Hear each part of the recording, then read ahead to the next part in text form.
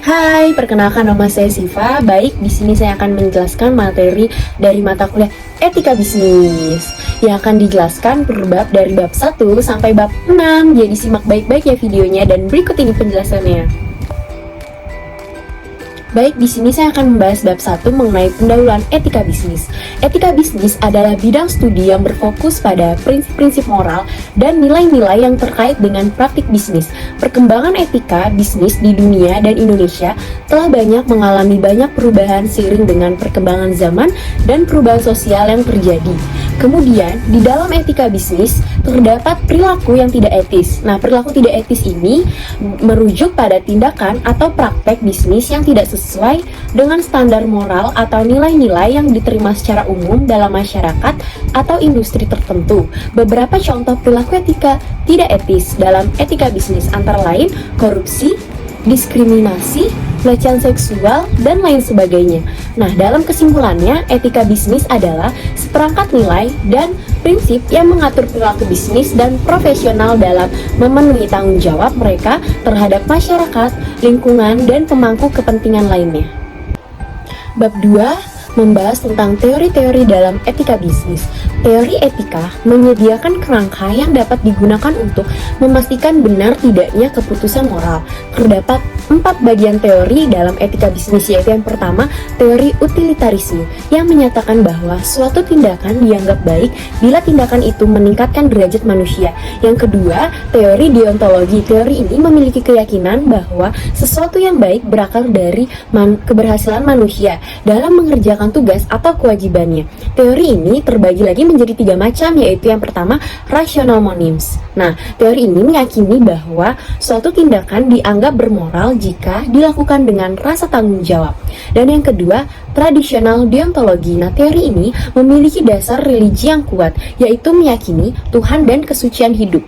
Dan yang ketiga, intuitionistic pluralis. Nah, teori ini memiliki prinsip utama, hanya menyatakan bahwa ada beberapa aturan moral atau kewajiban yang harus diikuti oleh semua manusia. Kita lanjut ke teori lagi, yaitu yang ketiga, teori hak. Menurut teori hak, sesuatu tindakan atau perbuatan dianggap baik bila perbuatan atau tindakan tersebut sesuai dengan hak asasi manusia. Nah, yang keempat, teori keutamaan. Nah, sebenarnya teori keutamaan bukan merupakan teori yang berdiri sendiri dan terpisah dari teori etika tindakan, deontologi, dan teologi, karena sifat keutamaan bersumber dari tindakan yang berulang-ulang. Nah, itu tadi 4 bagian teori dalam etika bisnis. Bab 3, di sini membahas etika yang berhubungan dengan kehidupan sehari-hari. Di sini kita akan mengetahui mengenai definisi-definisinya. Yang pertama, mengenai nilai etika. Nilai etika merupakan keyakinan dan pemikiran yang kita pelajari dan kita hayati, yang merupakan warisan dari sejak usia dini yang kita dapatkan dari orang tua dan lingkungan sekitar. Yang kedua, mengenai hak dan kewajiban individu. Hak dan kewajiban individu merupakan 2 komponen yang tidak bisa dipisahkan. Terdapat salah satu contoh pada kehidupan di dunia kerja, ada hak dan kewajiban karyawan. Karena dalam menjalankan tugasnya dalam bekerja, seseorang karyawan berhak untuk mendapatkan beberapa hak dari perusahaan, seperti hak untuk pelatihan kerja, hak untuk istirahat dan cuti, hak-hak untuk melaksanakan ibadah, dan lain sebagainya. Yang ketiga, mengenai peduli dan menghargai orang lain. Pentingnya sikap peduli sosial antar masyarakat sangat dibutuhkan. Misalnya sebagai wujud toleransi antar sesama, saling mengerti penderitaan satu sama lain, dan bentuk pengertian akan kesusahan yang sedang dialami seseorang. Yang keempat, yaitu toleransi, empati, dan sikap positif. Adanya sikap ini dalam diri seseorang bisa memberikan rasa damai, aman, tentram, serta nyaman. Selain itu, sikap ini juga bisa memberikan pembelajaran indahnya suatu perbedaan dalam kehidupan ini. Dan yang kelima, perilaku yang tidak etis di dunia kerja. Perilaku tidak etis adalah perilaku yang menurut keyakinan perseorangan dan norma-norma sosial dianggap salah satu contoh buruk. Dan contohnya itu seperti mencuri ide bisnis, penipuan, dan lain sebagainya. Bab 4 di sini membahas mengenai arah bisnis dan tujuan penerapan etika dalam aspek bisnis, norma, dan hukum. Terdapat beberapa pembahasan yang akan diuraikan secara singkat, yaitu yang pertama ada histori bisnis dan perubahan etika bisnis, perkembangan bisnis dan etika bisnis pada masa lalu yang membuat sejarah lampau, kemudian beralih ke masa seperti masa revolusi industri, dan kemudian terjadi perang dunia yang menyebabkan meningkatnya pengaruh pemerintah pada bisnis, dan sampai saat ini yaitu zaman modern yang membuat bisnis semakin berkembang, terus berkembang. Kemudian yang kedua, faktor-faktor yang mempengaruhi perubahan etika bisnis seperti globalisasi, teknologi, politik, dan budaya. Kemudian yang ketiga, teori yang berkaitan dengan bisnis. Nah, yang pertama ada misi etika. Konsep ini menekankan pentingnya perusahaan memiliki tujuan yang tidak hanya fokus pada keuntungan semata, tetapi juga memperhatikan tanggung jawab sosial perusahaan dan dampak yang dihasilkan pada masyarakat dan lingkungan. Yang kedua ada teori normatif. Nah, teori ini membahas tentang prinsip moral yang harus diterapkan dalam berbisnis, termasuk prinsip keadilan, kebebasan, tanggung jawab, dan juga kebaikan. Kemudian ada teori metaetika, yaitu konsep ini membahas tentang asal-usul dan sifat etika itu sendiri, serta pertanyaan-pertanyaan filosofis seperti apa yang benar atau yang salah, dan bagaimana kita mengetahui hal tersebut. Kemudian yang keempat ada deskriptif etika. Teori ini membahas tentang deskripsi atau analisis tentang perilaku etis manusia dalam berbisnis, termasuk faktor-faktor yang mempengaruhi keputusan etis atau tidaknya.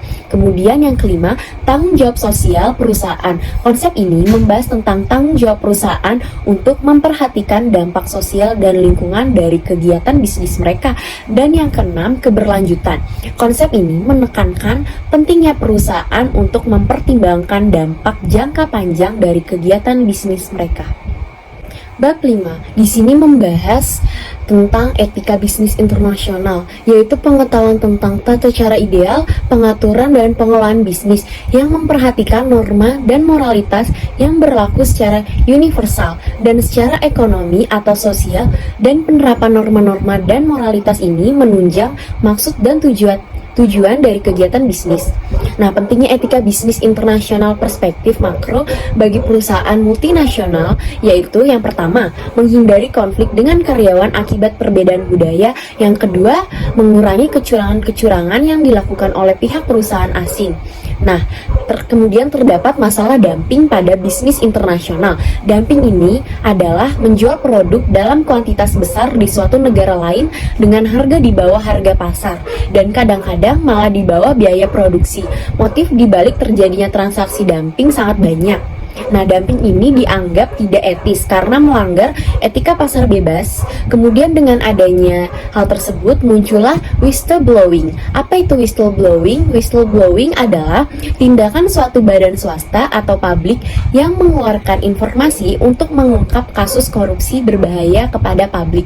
Terdapat dua macam whistleblowing, yaitu yang ada whistleblowing internal, terjadi ketika seseorang atau beberapa orang karyawan tahu mengenai kecurangan yang dilakukan oleh karyawan lain atau kepada bagiannya, kemudian melaporkan kecurangan itu kepada pimpinan perusahaan yang lebih tinggi. Kemudian ada yang kedua yaitu ada whistleblowing eksternal. Nah, ini menyangkut kasus di mana seseorang pekerja mengetahui kecurangan yang dilakukan perusahaannya, lalu ia membocorkannya kepada masyarakat karena dia tahu kecurangan itu merugikan masyarakat.